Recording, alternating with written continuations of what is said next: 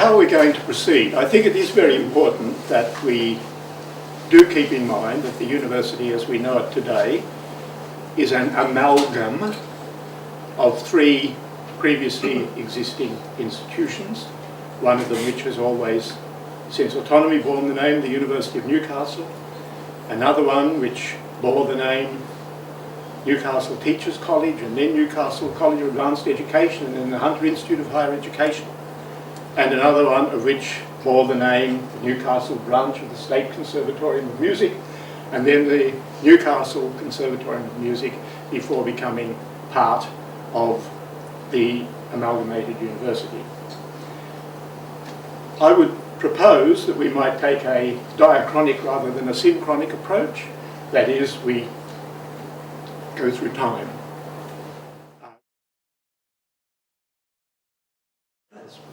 At any rate, I won't go back to Bishop Tyrrell and his dreams for a university. I won't even go back to Bishop DeWitt Batty and his view that we should have a university which would teach theology and perhaps classics.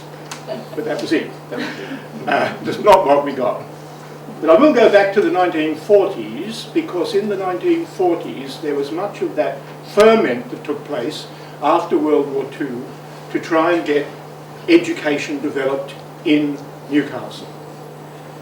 As far as what would become the Conservatorium was concerned, there was considerable agitation because the Roland Pope collection had been left to the city, had been stored in the City Hall during the war, and was able to be displayed only if, said Dr. Pope in his will, it was in a cultural centre. So there was discussion as to how a cultural centre might be built, where the funds would come from. Meanwhile, there was a lot of agitation for an actual conservatorium in the cultural centre. That was going to lead to a decision that they couldn't wait till the funds were available for the whole cultural centre. There would be a modest beginning of the con with, as Noel has said, some huts in Civic Park with the coal train running past on its way to where the coal loader then was. So that was the late 40s as far as the con was concerned. The Newcastle Teachers College had been founded, started off in Broadmeadow, hadn't yet moved to the Union Street site, but that was a beginning. And there were some people who were agitating for a full university. Of course, it wasn't until the early 50s that the then New South Wales University of Technology in Ultimo decided that there would be some teaching of science and engineering subjects on the Ties Hill site. So this is really the prehistory, the paleo-history, as it were, of the university. Alan Barcan, is there anything more that I should say about that? And anyone else who remembers that period of ferment and agitation for improvement in education facilities? I was alive then. Still alive, and I see kicking. I came to Newcastle Teachers College a fortnight late after it opened, and that was early in March when it was raining. But I mean, what can I say? There's a lot to be said. Who was in charge then? Grif Duncan, always, the one and only, and a staff of 14, an academic staff of 14. I was the youngest, aged 27.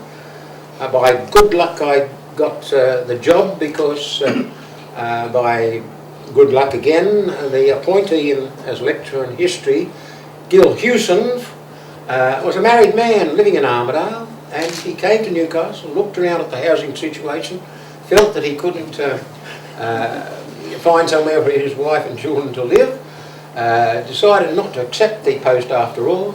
Grif turned to John Aiken, who, as everybody knows, knew everything about everybody. Or if he didn't, he had an answer for everything. And by good luck, I had not offended John Aiken when we were co-students in the honours year at Sydney University in History Honours. I mean, it was easy to offend him, but I somehow didn't. So he mentioned my name, and Grif, on one Friday afternoon, I was summoned from Newcastle, from North Sydney Boys High, to see Mr. Bach, Mr. Inspector Bach, at 2:30 that Friday. I turned up quivering because Bach had a reputation, and he said, well, I was prepared to be seconded for 2 years to Newcastle Teachers College, which was training primary teachers. He said, "You have taught young first-year secondary high school students, haven't you?" And I said, "Yes." And thus I came up on a hot, steamy day. I think I'd better stop at this stage. Was Huldah Turner there at that point? No, she came later. Only 14 selected, which I think I'm the only surviving member. But the students are here. There are 3 of us sitting here like fowls on a fence in the rain. Who started at Newcastle Teachers College a fortnight before him because he came a fortnight late. We sat on the ground and they built the college around. There was a lot of mud on fire. And this chap then was known as Bat Harris.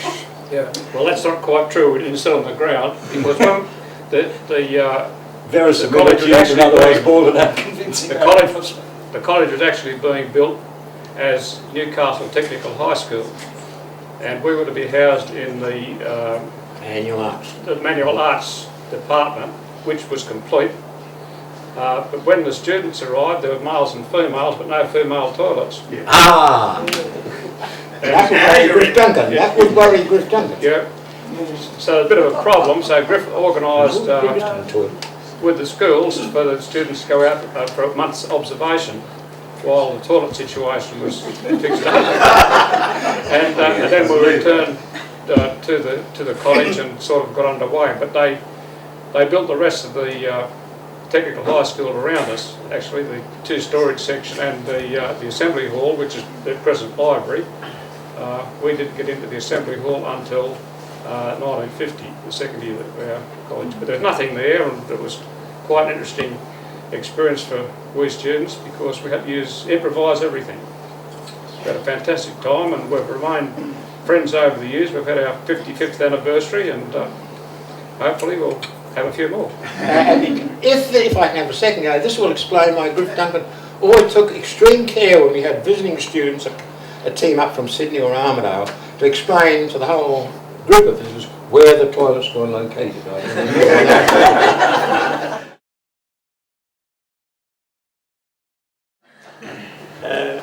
Being Professor of Education, I had a lot of dealings with Grif, and after some years I was invited to sit on a selection committee for college staff. There was Grif and myself and I think 2 other staff members from the college. So we interviewed a number of people and agonised over the selection, and an agreement was made, and this was given to Grif as the committee's response to the task. Shortly afterwards, Grif thanked me for participating, but he'd decided to appoint somebody else. There is a difference between procedures in some institutions and procedures in teachers' colleges under Grif. The other one was a couple of people mentioned, or Ken I think it was, talked about on one occasion the 2 bishops being present. I'm sure James was always very anxious to have the 2 bishops present. It enabled him to open the proceedings with the great salutation, "My lords, ladies and gentlemen." There are few occasions in which you can do that in Newcastle.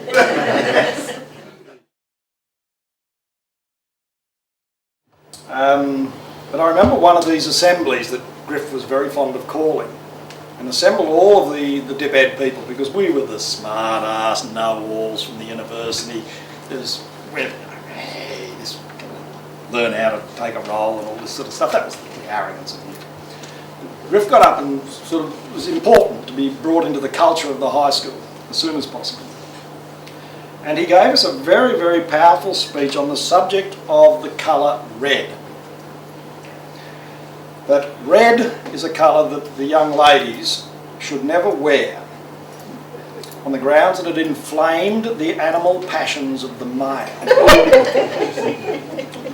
We, respectfully, absorbed all of this And the following day, every girl in the dip ed year turned up red down to her knickers. And the assembly was always the thing that started the day. Grif looked around the assembled room and peered at these bolshy females and sent them home. So the men, of course, went out with the women. And we all turned up for the entire day at the Commonwealth Hotel, which is a very fond memory. It's one of my best from that time. Flowers, Ted Flowers. I think the fourth institution that figured prominently in the history of this university is the Tech College.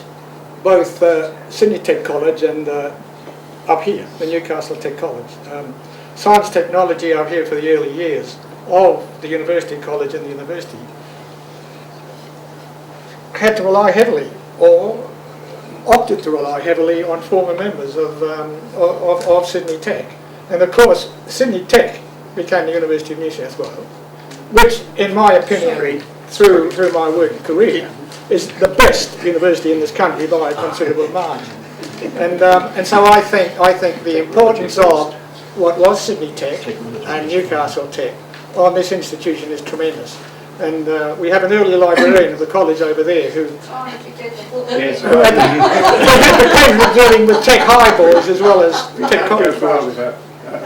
A word, but I think we do need to remember when we talk about the Basden Theatre, that heritage that Ted was alluded to.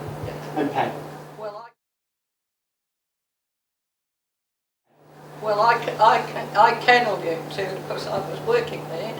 I started working in 1943 at Newcastle Tech after a period at the State Library. When I went to the State Library, I was just out of high school, and on the third day I was put on the reference desk. The State Library. You can imagine how frightening it was. However, I managed to continue, and of course there were blackouts. It was during the war, and of course I lived on the other side of the harbour, so I had to walk down Phillip Street in the dark at 10 o'clock at night. Of course, we worked an extra half hour for the war effort. Now, what the librarians working for an extra half hour for the war effort, I'm not sure. We introduced that at the university for the deficit. And of course, this was the time when women received 75% of the men's salaries, doing better jobs than most of them.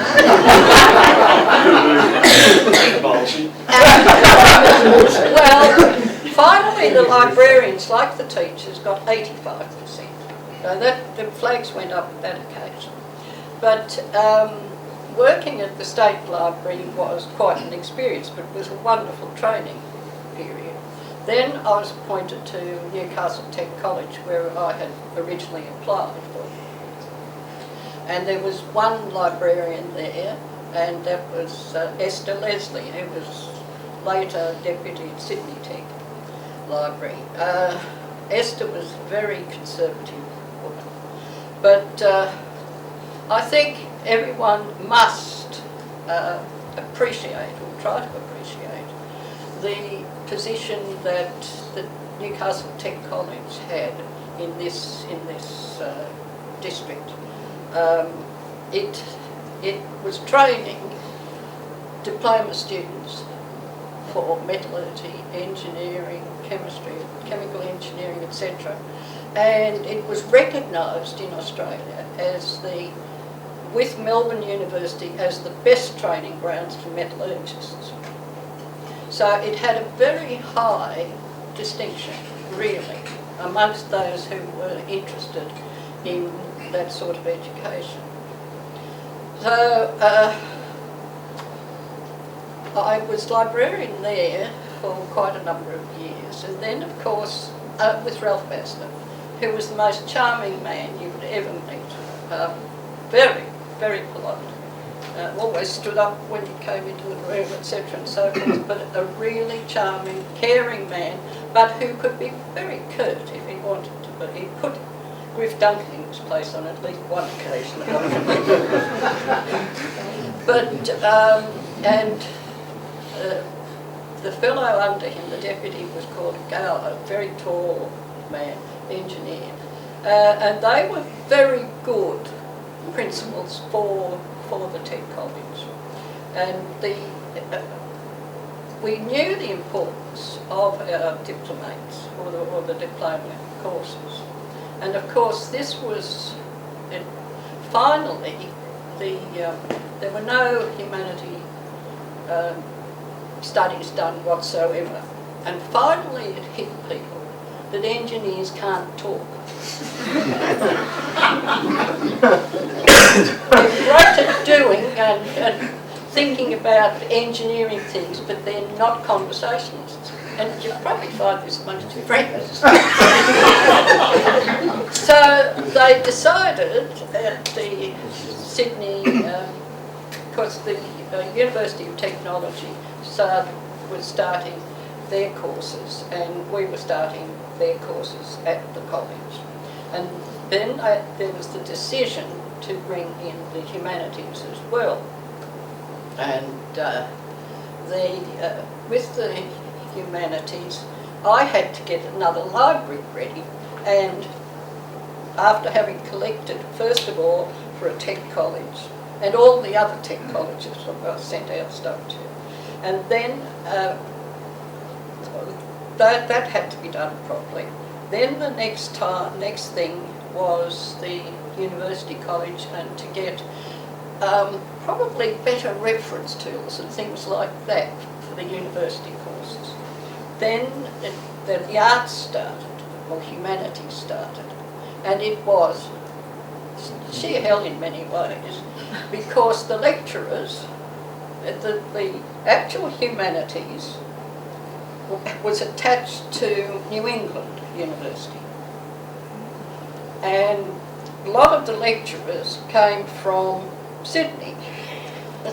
So we had to recognise what's going on at New England, and then I had to start a new, totally new library for humanities, which was in the top of the science building to start with. And this covered all, with languages, etc. It was a nice coverage of humanities. And then, of course, I was still in charge of the Tech College. I was in charge of all the university, the Newcastle University College, and then the humanities and the arts courses coming in. We finally got a much better library, or bigger library for the arts people, which was in the semicircular building, if you know the site at Tyres Hill. And that was pure arts library. And we continued in the same place with the Tech College and University, Newcastle University. It was, and all of these principles had to be seen to as well. You can imagine what it would be like. At one stage I asked for 3 extra officers, and the public service people came. Fortunately they gave me all that I wanted, but that was 5 days of an inquisition. But we managed to, I was very proud of the libraries that we looked at, and we had excellent staff, including the husband. No, he's gone. He's gone.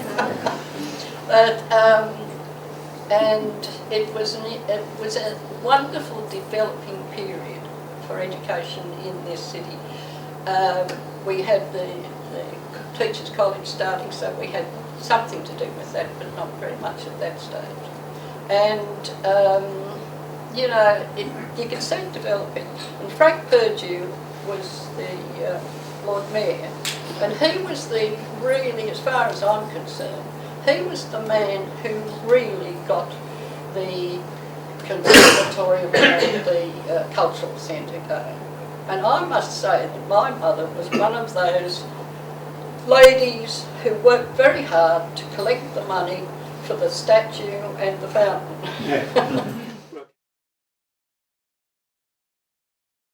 because we've moved now into the mid-50s. The Cultural Centre opened in 1957.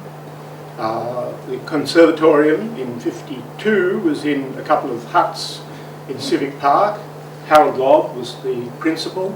Frank Hutchins was coming up from Sydney, and a very distinguished performer and lecturer, pianist. Florence Austral arrived shortly thereafter, the greatest Wagnerian soprano of her age in the 30s. Lauritz Melchior, the great Wagnerian tenor, made his debut with the great Florence Austral. Her recordings have now pre-electric and post-electric recordings have come out on CD, and what a voice she had. And there was Madame Austral teaching in Newcastle, attracted there by Harold Lobb. Each teacher had a room on one side of this very narrow central corridor. And the two singing teachers were Florence Austral, known as Madame, and Kezzy Fraser. They were both sopranos. They were both built like sopranos.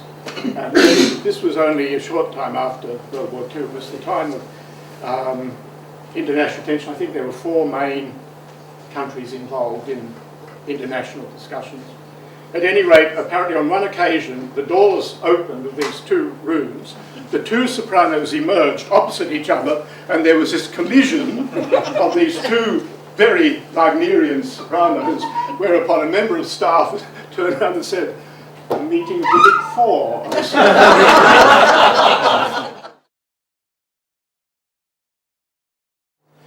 So the con was getting going. They were getting ready to move into the cultural centre. And in 1954, there was some civilization and culture brought in. I wonder whether John Bach has some memories to share with us of those early days. I think I have. My name's just been announced in history from 54 to 85. And in July 85, I gave an address, which is in archives, to the Old Ties Hill people. And so most of the anecdotal stuff of that period, I managed to get into that paper. But the overall impression I have, of course, is wound around James Auchmuty, that James created out of virtually nothing, really. Well, perhaps Bishop Batty had sort of, in a sense, had the idea that this was a cathedral city and there was going to be an English copy of a traditional university. But James did his best and for a while succeeded very well, because I was one of the people who succumbed to that, and very happy I did. The idea that we were part of a long tradition of universities dating back to European medieval times. And the spirit of that man, who retired in 74, I see the university always in terms of James convincing, particularly the arts people, who obviously met him more often, that this really was just a true university. And a very idealistic, visionary, almost romantic view. But I mentioned once to my friend Bernard Sher, who can remember very well, who was a Trinity College man, of course, a younger generation, same as James, and who was, I think, the first English lecturer. I think Vicky came later, and I was the first history. And I said to Bernard, what a remarkable man. I've never met a man like James. And Bernard said, come to Dublin, stand on a street corner, and you'll meet dozens of them. I've done a lot of standing in Dublin. I haven't found another one, really. It's that visionary idea that you belong to something much, much older than anything here, and a sort of universal concept. And it lasted for a while. I'm not sure how current university people feel, really. Given the publicity we get at the moment, they may not wish to. I'll tell just one anecdote here, and that's really all I have to say. That I met James in Sydney. I was a research assistant at the University of Technology, which became the University of New South Wales and had been the old Tech College to a large extent. And I often thought in later years that I got this job because he invited me up, because I always, in those days, were wearing a tie now, but I always wore a jacket and tie. But the story there, of course. Anyway, I became the first lecturer, so I was invited up here in March of 54 had difficulty finding my way, never been to Newcastle, finished up at the Tech College, found my way to an office, and it was the janitor's room that James had been given as a temporary office. And in there was a note saying to me, I'm lecturing in such and such a room in the semicircular building. Leave your coat here and come up. So I went up, and there, looking through the windows that opened onto the corridor in that semicircular, there was James expatiating on some topic. He saw me, invited me, and he said, right, you take over, we're talking about the Israelites.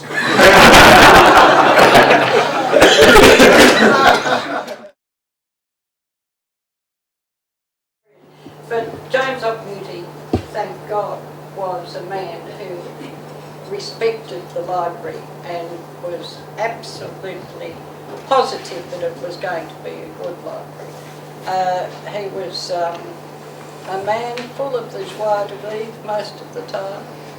I found him very easy to get on with, except that in my office I had a space behind my chair, and he'd go round and round and round, and I'm going.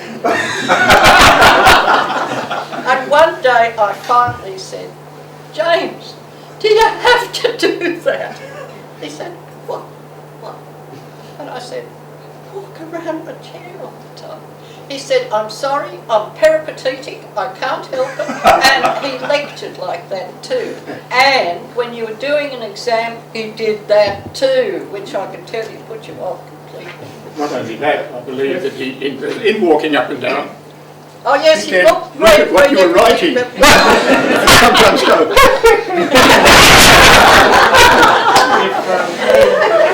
If I could have a quick word about James, I think I was the most fortunate university librarian in the country to have James as Vice-Chancellor. James took the view that his librarian was there to run the library. And you probably haven't noticed this, but there have been academic staff in this place from time to time who don't like lecturing. They'd rather be on committees, any sort of committee, and the library committee would be great. So most of the time there was pressure from academics like this to have a library committee. And James always said, I'm not going to pay that so-and-so all that money and have somebody else tell him what to do. And when I compare my lot, having James Auchmuty as Vice-Chancellor, with that of almost any one of my colleagues throughout the country, I was indeed most fortunate. In about, I think, perhaps the late 70s, after James had gone, they did get a library committee. And I think in exchange for that, they put me on the equipment committee. So I was able to persecute academic staff. You had a very supportive library committee, as Elizabeth will remember. Now, Laurie and Noel, Laurie, did you want A little prehistory. Sure, for the record. I met James, first of all. I came from the University of Technology, and in 1952, James and I arrived on the scene in about the same month. I believe that a lot of James' attitudes may well have been influenced by the very vigorous debates that went on in the University of Technology in that time.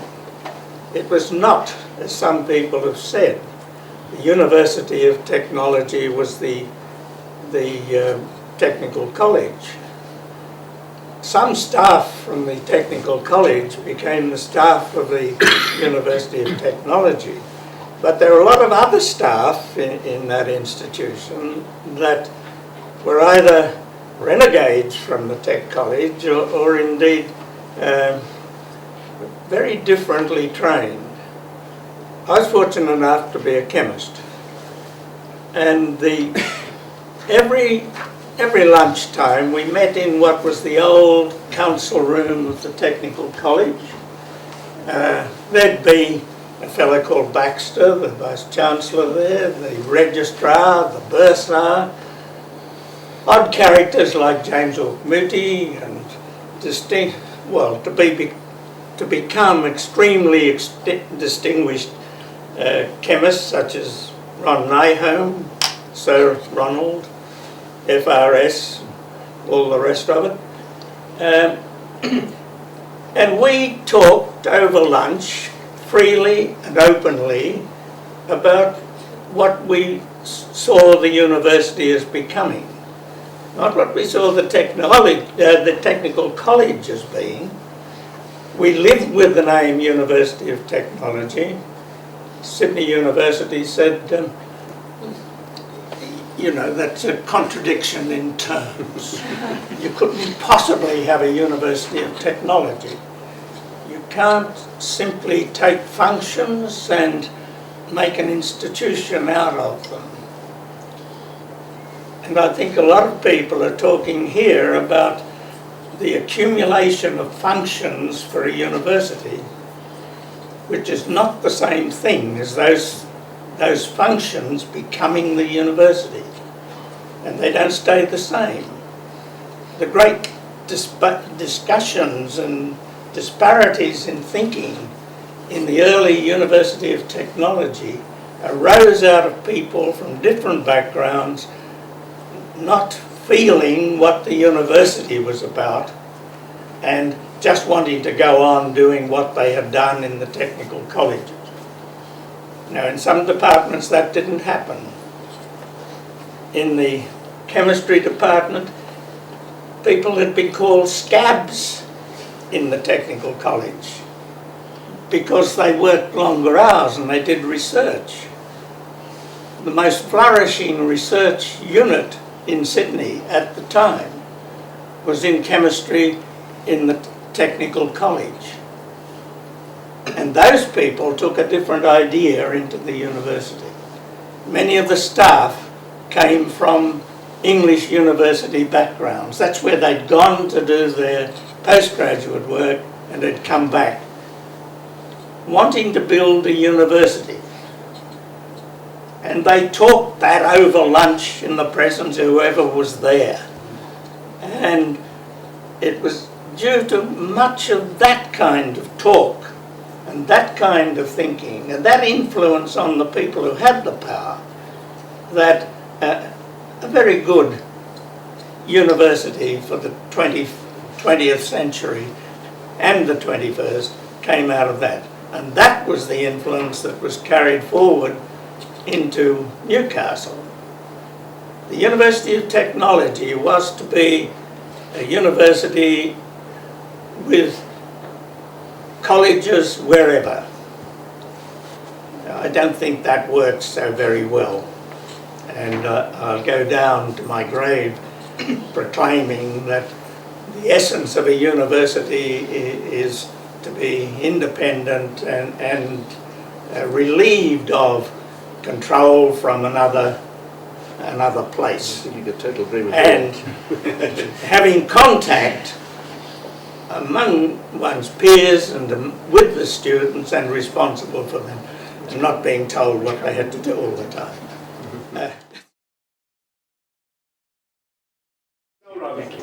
Noel Rutherford, yes, I had a dual claim to fame here. I was in the pioneer session at Newcastle Teachers College in 1949 with Arthur and John here and my senior colleague on my right.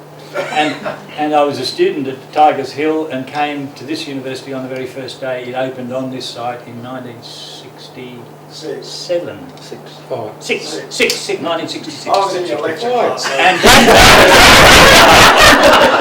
But universities, as you know, are originally aristocratic institutions, and later they became upper middle class institutions, and later still they became middle class institutions, and they never ever really got further down the food chain than that. And I came to them as a working class boy from a coal mining town up the way, and it was all the big end of town for me.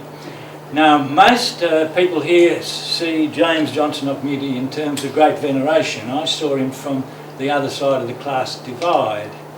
And my youth, my childhood had been dominated in this coal mining village by a man next door called Mr. Manning, who kept geese, and every time I went outside these geese would go and they terrified me, and that's an image in my mind. I arrived here, as I said, in 1966, and James Auchmuty's habit then was to get the history staff up for a drink of his cooking sherry, or maybe you'd call it washing sherry.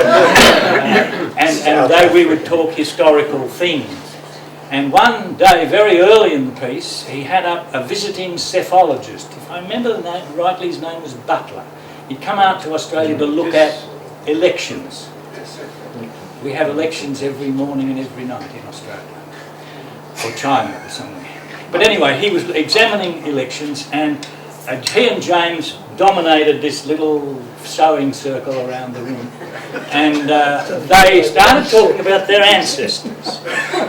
And I was listening to all of this from, as I say, the other side of the class divide, and my uncle was the Bishop of so-and-so, and his brother was the second Viscount.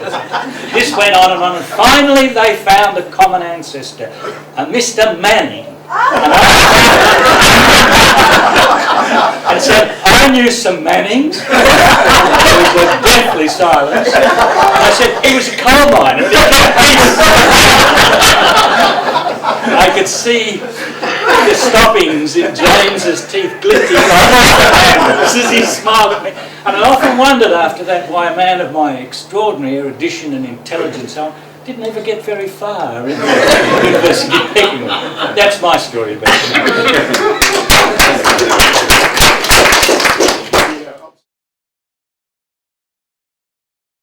The obsession with the ancestors. John Armstrong tells the story of coming up to it was the first time he was introduced to James before he worked here. And this is John Armstrong. Are you a Scottish Armstrong or an Irish Armstrong? And he said, I have no idea. And only after he'd come to work here, James was in England doing something, and he got a letter from James really saying, I'm pleased to inform you you're an Irish Armstrong.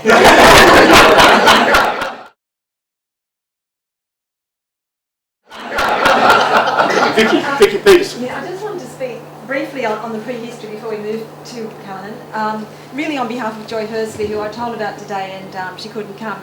I actually started here in 1968 working with Joy in the counselling service, but I know, and I just want it noted and to be remembered, that Joy started at Tyres Hill working for Selby Alley as the first counsellor, and then they did move over to Callahan, and of course anyone who's read Ken's book would know that Joy has lots of James stories as well, but I'm not going to repeat those. No. But I just wanted people to remember that yeah, Joy, we haven't had a lot from general staff yet, and I thought it'd be good just to make a little token comment about an early starter. Indeed, and Joy Hursley is herself a significant figure in the history of this university, quite apart from her James Auchmuty anecdotes.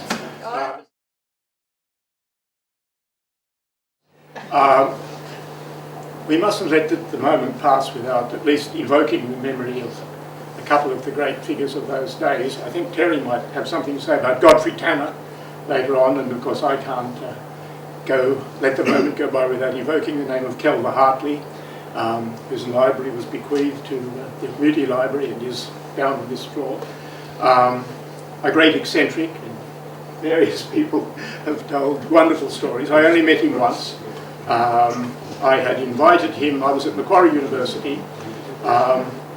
It was known that I was coming to Newcastle for the chair.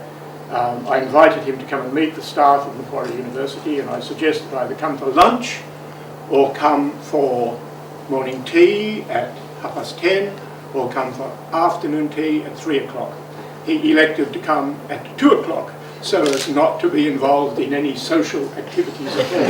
And he was a most curious man, a great eccentric, as I say, but I hope that in the longer term he'll be more remembered as a magnanimous benefactor to this university. So many of the founding fathers have spoken today. I'm just one of the ones that came along in their train. And I guess I'll have to ask you all to suspend all sense of reality for a moment and imagine the ageing, portly, greying gentleman standing in front of you, unlike Curran who's got the picture in the attic, as a callow product of the Irish Catholic ghetto of Broadmeadow in the 50s and 60s, who at Morris Brothers Hamilton, St Frank Xavier's, one Thursday afternoon, Brother John, very serious man, taught us all Latin, said, I have a special treat for you. I've invited someone to come and speak to you. about Latin, in came this apparition. Complete three-piece suit and tie, and I should stress this was a hot afternoon. Academic gown with colours. And we had never seen anything like it. I doubt if anyone has seen anything like it since. Would that be fair, Bernard? I mean, and in the space of 20 minutes, this inspirational speech moved my entire Latin class, including yours truly. I'd never heard of the University of Newcastle, and I admit that to my embarrassment, but then again I did stress that I was in the Irish Catholic ghetto.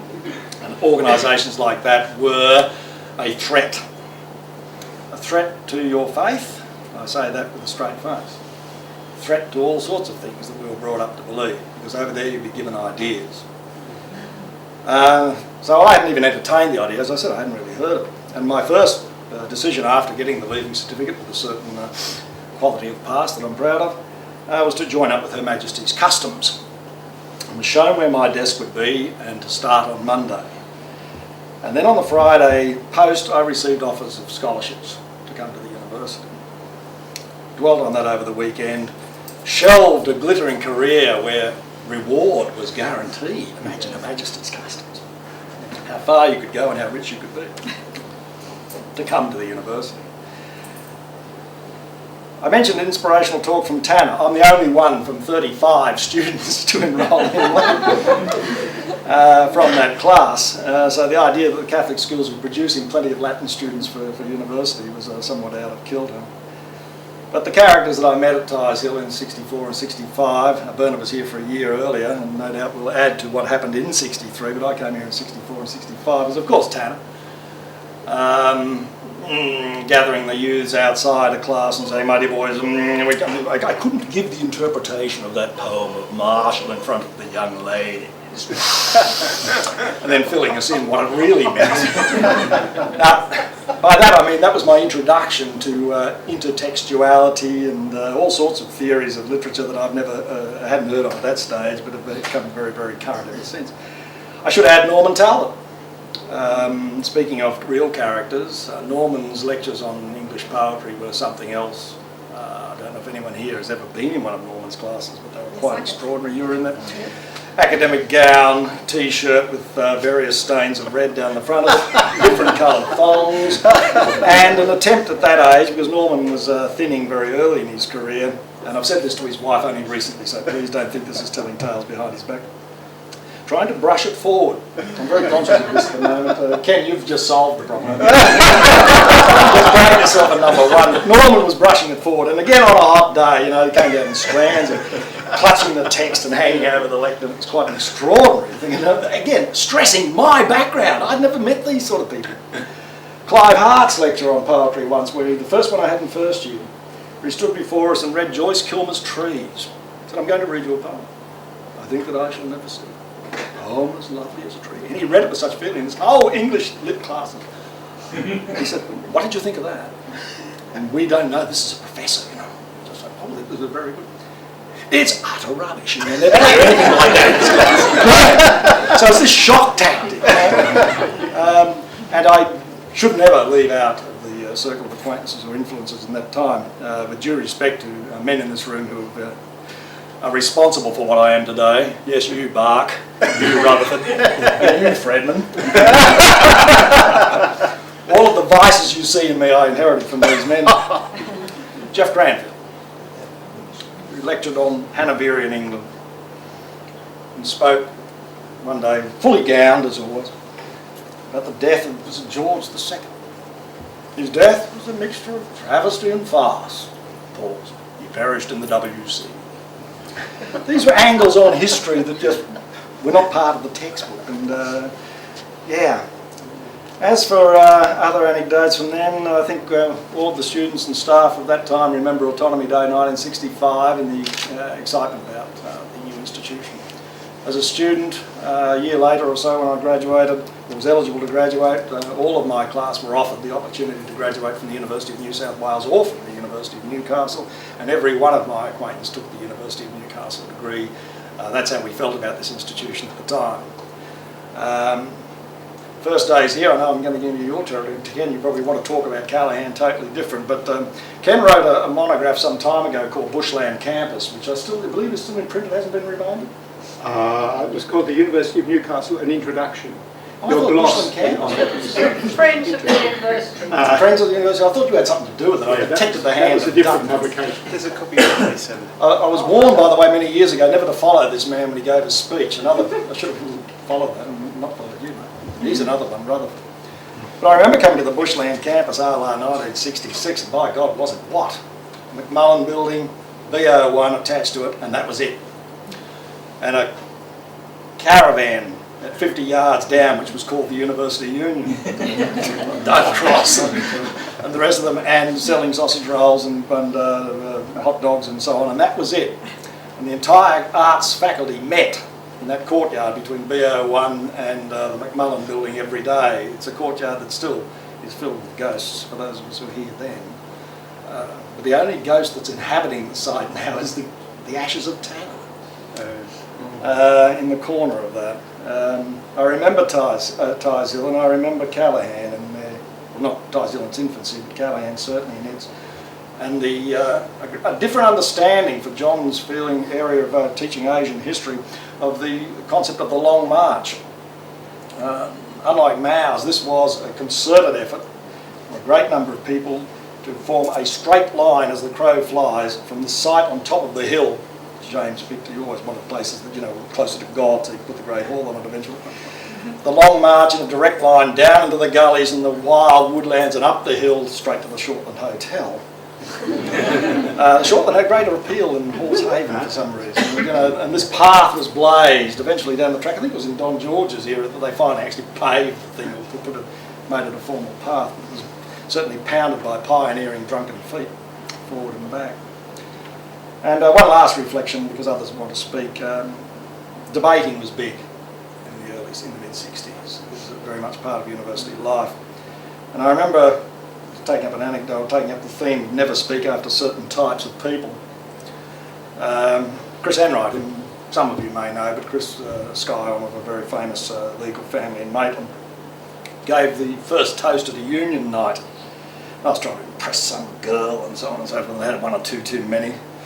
The kind of indifferent sherry to which Noel's already referred, the union stuff was worse. I think you might have got Newton-John's sherry mixed up with the James's. But Chris Enright spoke first and gave this deliciously witty speech filled with jokes. Couldn't possibly follow it. And I had to give the toast or the acceptance and reply for union night. And I stood up, somewhat uncertainly. All the jokes went out of my head and there was no point in telling them anyway.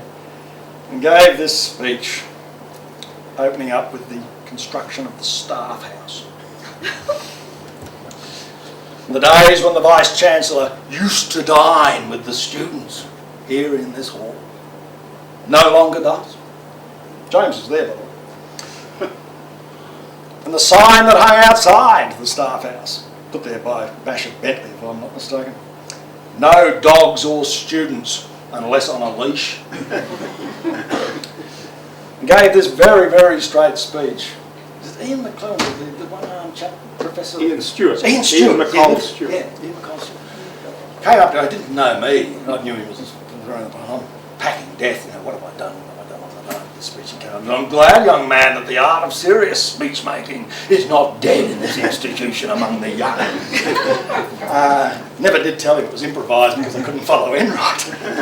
But the other thing is, I suppose, becoming a member of staff. I'm just the ultimate example of academic incest. Still here after all these years. I did my kindergarten, primary school and senior school here in Newcastle. I did my university degree here, both of them. And moved on to become a member of staff in the early 70s when Godfrey came up with classical civilization in 1970, introduced in 1971. And the next 23 years were spent living next door to Tanner. I've always shared an office with him. And in these days of secrets, conspiracies and everything else, just living next door to Tanner, no matter how thick the wall was. Confidentially, dear boy! The Vice-Chancellor is a... Well, we won't print that. And so on and so forth. But yes, we do live in difficult times. We've been through it before. but I'm pleased to be here in the presence of these founding fathers, and only one will I tell an anecdote about. Rutherford's already mentioned his first day, and I've already corrected you. I've waited all these years to correct you.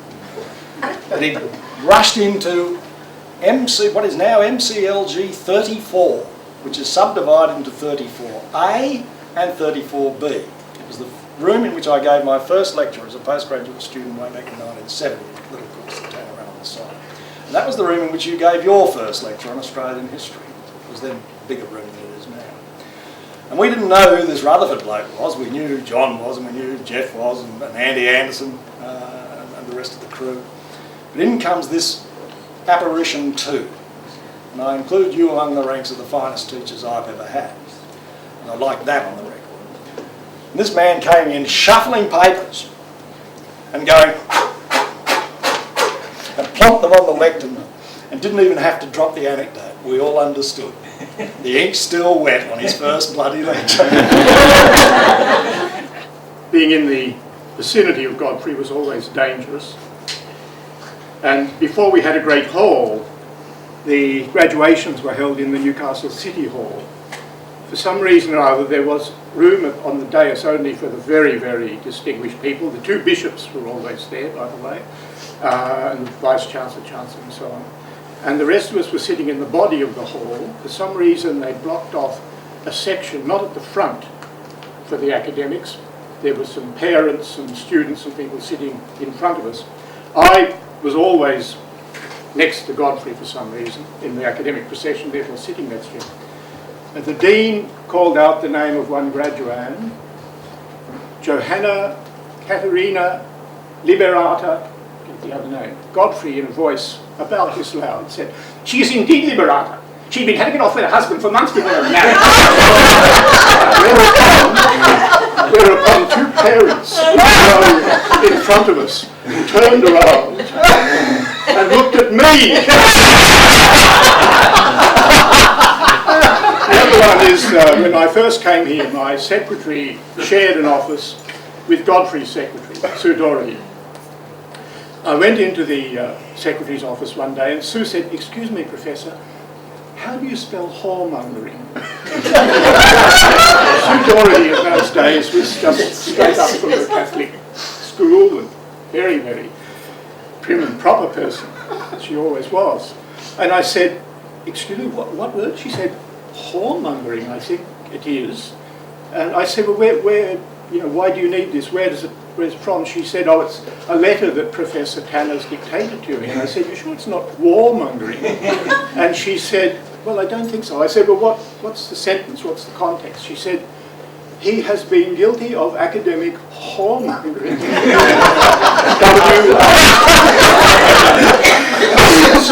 What do you do with letters like this? I mean, do they get sent off? And she said, "Well, if I have any concern about it, I don't send it, I just put it in the drawer.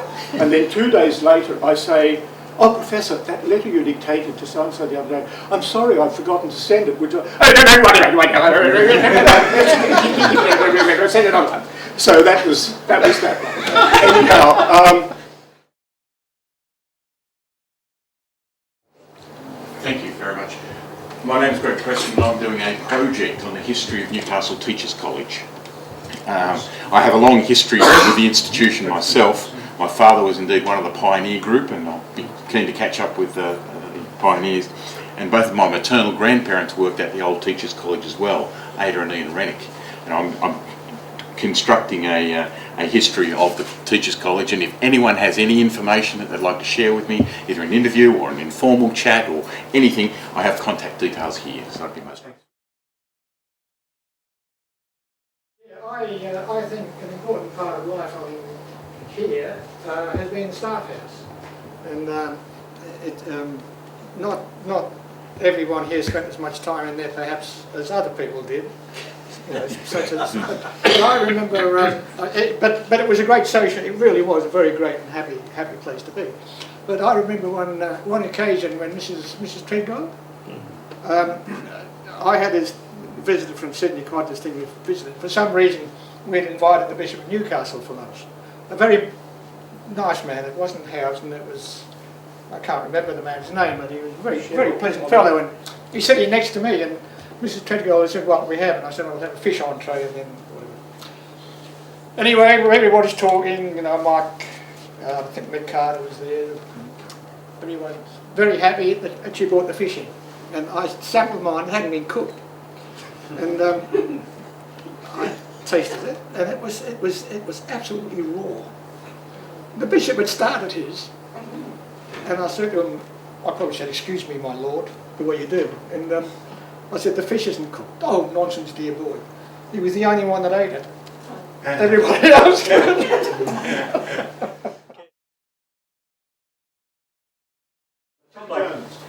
On behalf of the intermediate generation, I'd like to just make a tribute to 4 people: Grif Duncan, Godfrey Turner, Lionel Fredman and Harold Lobb, because they all profoundly influenced my life and changed my career in certain ways.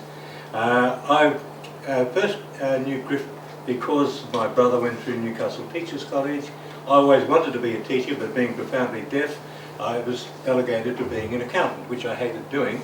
And then in 1972, they decided to open the College of Advanced Education, and the principal, of course, being Grif Duncan.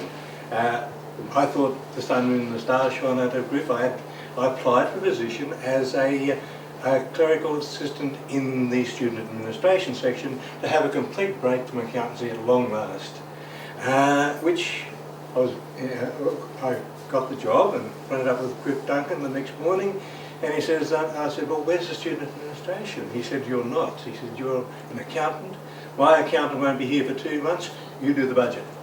I said, "What?" And he said, "You do the budget," which I did. He gave me a figure of $2 million odd to work on, which I, after much grafting, managed to get underneath. And I said to him, "Mr. Duncan, it was tight, but I managed to get underneath," and he was livid. He said, "That's not the object of the exercise. We need another $500. Go away and use your imagination." Which I did.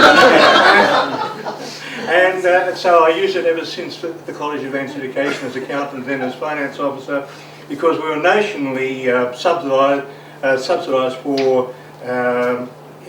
for inflation. And I used to study go-down entrails and get these figures right to the last $20 or $30, and everyone thought I was a genius. And but we started to run out of goats and out of luck, so I decided then that I would go at long last and get a degree, because I left school at intermediate. So I went to the Open Foundation course, and here is this apparition that we've talked about before, gave a talk on classics section of the Foundation. After 2 minutes I was hooked, and from there I went on, and probably unique insofar as I was then moved straight into the Master's degree of Business Administration, which I got without a first degree. Went to the Tech College as a head teacher of management, and had a very successful career there, and then I was offered the position of tutoring at the management at the university, and I went along, go half an hour early for my tute, and here's this little man with grey hair giving a talk on history of religion before me, and I thought I'll sit in and listen to this. And it was Lionel Fredman. And Lionel, if I was hooked with Godfrey, you hooked me far more. I have never been so enthralled, and it again changed my life, because when I retired, I concentrate all my energies now into comparative religion and multi-faith activities, and that is down to you, Lionel, and really do appreciate the influence you had on my life. And the other interesting anecdote is about Harold Lobb, because by the time I was paying out part-time teaching claims at the College of Advanced Education in the 70s, Harold had retired, and he was coming back as a part-time teacher. And I wondered why everyone gender affected when he came into the room. So I did a bit of research, and I found history there too. So those 4 gentlemen, I found a great book for the influence they've had on my life, and I'd like to make a little contribution today from that.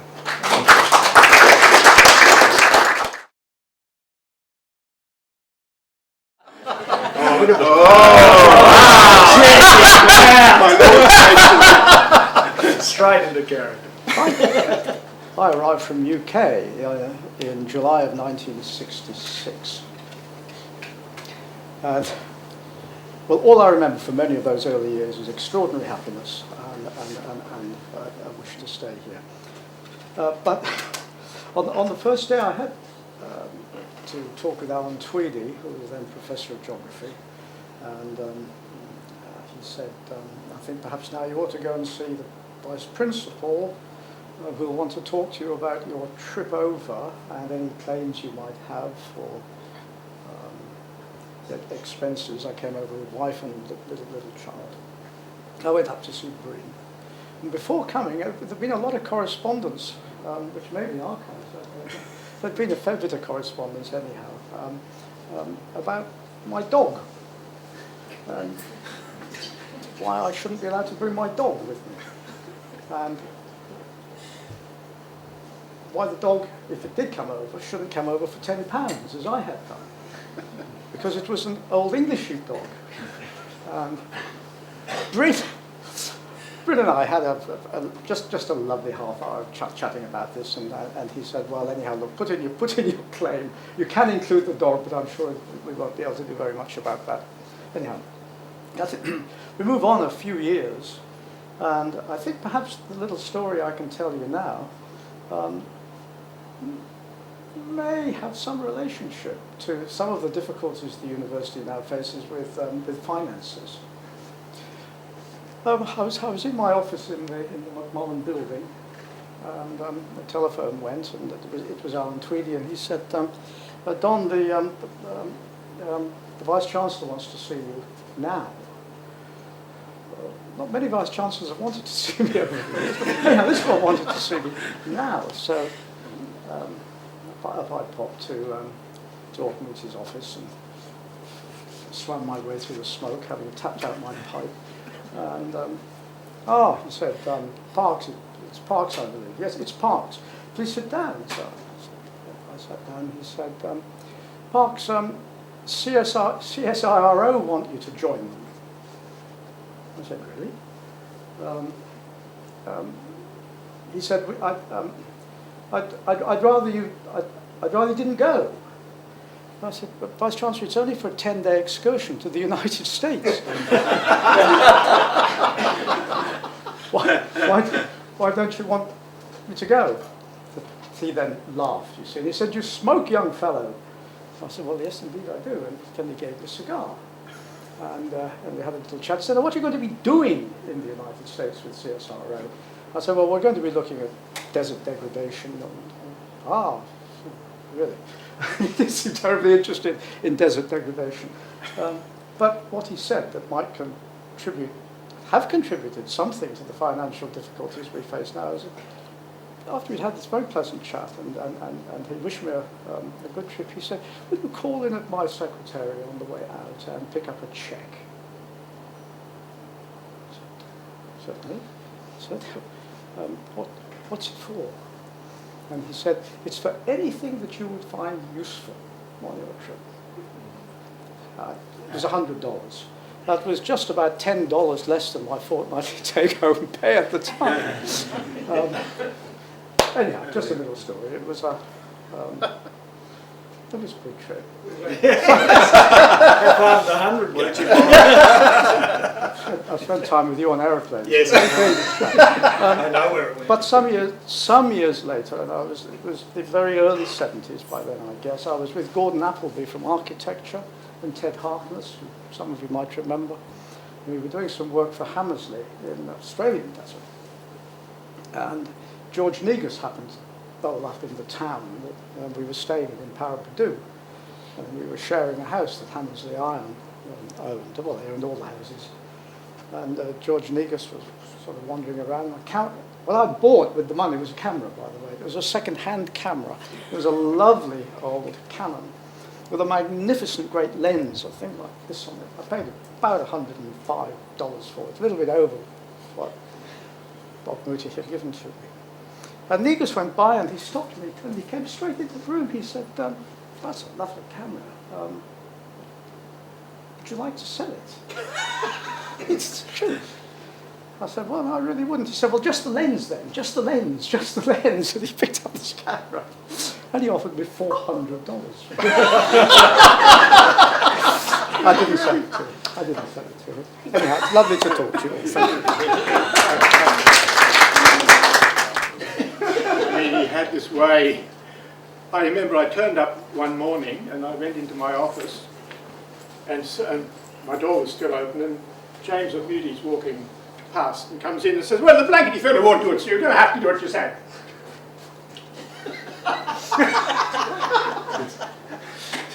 And I pondered, I said, oh, thank you.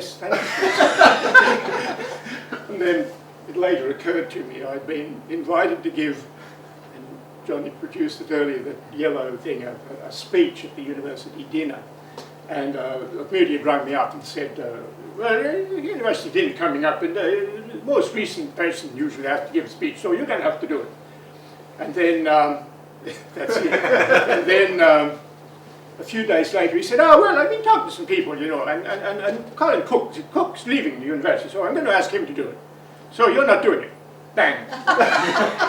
And this was the third instalment. Apparently someone had asked Colin Cook to give the speech and he declined. So that was the reason that Auchmuty coming past sees me, well, the blankety fellow won't do it, so you don't have to do it yourself. So. Talk about cryptic conversations. And then there's the valediction to James Auchmuty, which I was privileged to give at his farewell dinner. Begins, I'm not going to take you all the way through it.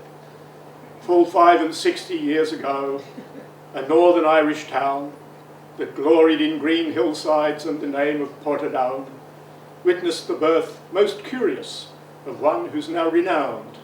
Far back in Irish folklore is the explanation found.